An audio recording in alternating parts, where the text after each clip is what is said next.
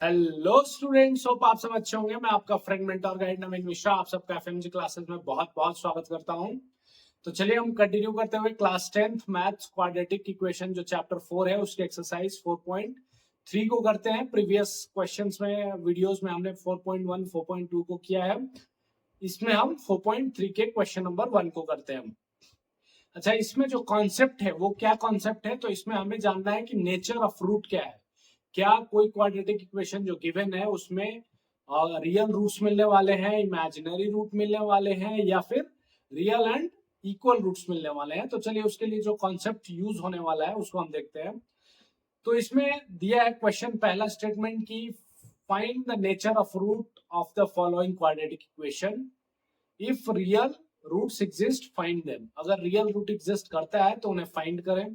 तो सबसे पहले आपको ये जानना होगा कि इसमें रूट्स का जो कॉन्सेप्ट होता है, वो क्या होता है। तो एक वर्ड होता है D. D is nothing but discriminant. Discriminant का क्या मतलब होता है कि डी का एक फॉर्मूला होता है बी स्क्वायर माइनस 4ac। कोई भी क्वाड्रेटिक इक्वेशन गिवन हो, अगर डी का वैल्यू ग्रेटर देन 0 हो, डी का वैल्यू अगर पॉजिटिव हो, तो आप बोलेंगे two real and distinct, two real distinct root मिलेंगे। डिस्टिंक्ट मतलब अलग अलग रूट्स मिलेंगे, दो इसके रियल रूट बनेंगे। अगर डी का वैल्यू इक्वल टू 0 आ जाए, ये पूरा अगर आप करने के बाद अगर डी का वैल्यू इक्वल टू 0 आ जाए, तो आप बोलेंगे टू इक्वल रूट्स मिलेंगे, टू इक्वल रियल रूट मिलेंगे। और मतलब टू इक्वल मतलब दो रूट्स तो होंगे लेकिन इक्वल होंगे, तो आप कंसिडर कर सकते हैं एक ही रूट। और अगर डी का वैल्यू लेस देन 0 आ गया, तो आप बोलेंगे कि नो रियल रूट एग्जिस्ट। कोई भी रियल रूट जो है वो एग्जिस्ट नहीं करेगा। ठीक है, तो यही कंडीशन आपको हर केस में लगाना है और चेक करना है कि इसमें रियल रूट एग्जिस्ट कर रहा है या रियल रूट एग्जिस्ट नहीं कर रहा है। वही आपका नेचर ऑफ रूट बताएगा। वो क्या बताएगा आपका, कि वही आपका क्या है, नेचर ऑफ रूट्स है। ठीक है, तो चलिए नेचर ऑफ रूट को स्टार्ट करते हैं। तो पहला क्वेश्चन है 2x² माइनस 3x प्लस 5। अच्छा, ये आपको एक क्वाड्रेटिक इक्वेशन गिवन है, इक्वल टू 0 है, क्वाड्रेटिक इक्वेशन है।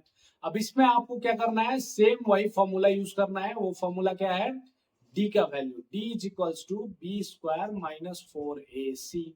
अच्छा, इसमें बी का वैल्यू सबसे पहले आपको डिफाइन कर लेना होगा कि इसमें ए क्या है, बी क्या है, सी क्या है। तो जैसा कि आप जानते हैं ax² plus b x plus c, ये आपका क्या है, स्टैंडर्ड क्वाड्रेटिक इक्वेशन का फॉर्म है। उसमें ए जो रहता है कोएफिशिएंट ऑफ x² रहता है, बी जो रहता है कोएफिशिएंट ऑफ x रहता है, एंड सी जो रहता है वो कांस्टेंट टर्म रहता है। तो इस इक्वेशन में ए का वैल्यू देखिए क्या है, बी का वैल्यू देखिए। तो गिवन इक्वेशन में ए का वैल्यू है 2, बी का वैल्यू है -3 एंड सी का वैल्यू है 5। ठीक है, अब चलिए देखते हैं। आप यहाँ पे ये फॉर्मूला यूज कीजिए, बी स्क्वायर, बी मतलब -3 का स्क्वायर -4 इंटू ए का वैल्यू है 2 एंड सी का वैल्यू है 5। अब यहाँ पे देखिए 9 -3 का स्क्वायर क्या हो जाएगा, +9 हो जाएगा। And 5 for 20 into 2 40। तो यहाँ पे टोटल क्या आ गया, -31। तो हमने इस कॉन्सेप्ट में क्या सीखा है, अगर वैल्यू डी का माइनस हो मतलब निगेटिव हो, इसका मतलब ये हो गया कि there is no real root. तो आप यहाँ पे क्या लिख देंगे कि नो रियल रूट एग्जिस्ट,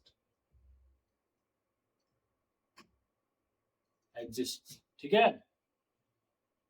तो कोई भी रियल रूट नहीं यहाँ पे एग्जिस्ट करता है। ठीक है, अब आइए दूसरे नंबर हम क्वेश्चन को देखते हैं।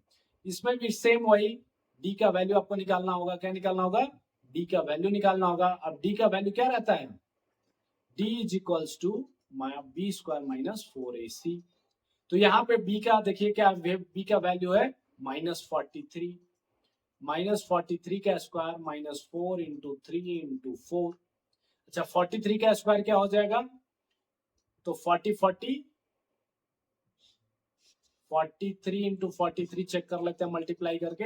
9 3 4 जा 12 and 4 3 जा 12 and 4 4 जा 16 1 17.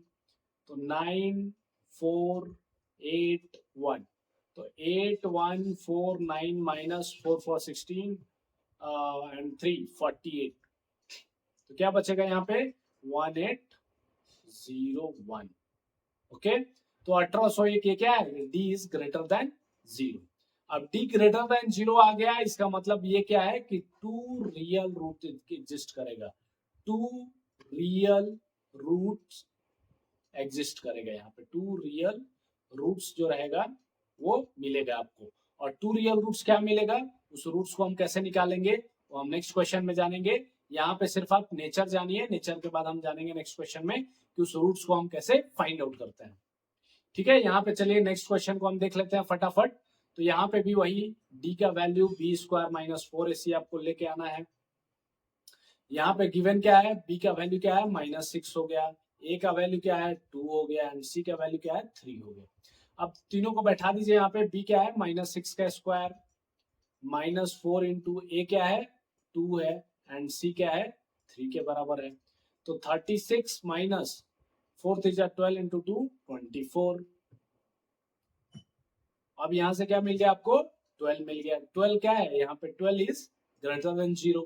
सो अगेन यहाँ पे आपको क्या मिल रहा है, 2 रियल रूट्स मिल रहे हैं. 2 रियल रूट्स. ठीक है, अब वो 2 रियल रूट्स मिल रहे हैं तो कैसे निकालते हैं उसके लिए भी चलिए यहाँ पे मैं बता देता हूँ. तो जो अल्फा एंड बीटा आप निकालते हैं उसका एक फॉर्मूला होता है क्या, -b plus minus root d by 2a. ठीक है, तो इस केस में अगर आपको निकालना है तो क्या हम निकालेंगे -b क्या है -6, b क्या है -6 है, प्लस माइनस d कितना है आपका √12 आया एंड 2 इंटू a कितना है आपको गिवन है यहाँ पे. इस केस में a का वैल्यू 2 के बराबर है तो वही लगा देना है यहाँ. अब जो आ जाए आपका माइनस माइनस से क्या हो जाएगा +6 हो जाएगा, प्लस एंड माइनस. अब 4 क्या आप लिख सकते, 12 को क्या आप लिख सकते हैं 2√3 लिख सकते हैं. यस, और नीचे में 4 लिख सकते हैं. तो यहां से आपको 2 केसेस बन के आते हैं. एक आता है कि +6 प्लस 2√3/4, एक रूट आ गया आपका अल्फा, और बीटा का वैल्यू मान लीजिए अल्फा हो गया और बीटा का वैल्यू आपका क्या आ जाएगा 6 माइनस 2√3/4. यहाँ पे एक बार आपको प्लस लेना है और एक दूसरी बार क्या लेना है आपको माइनस लेना है. इस तरह आपका 2 अल्फा एंड बीटा 2 रूट्स आपको मिल जाएंगे. होप आप सबको समझ में आया होगा. Thank you so much for being with me.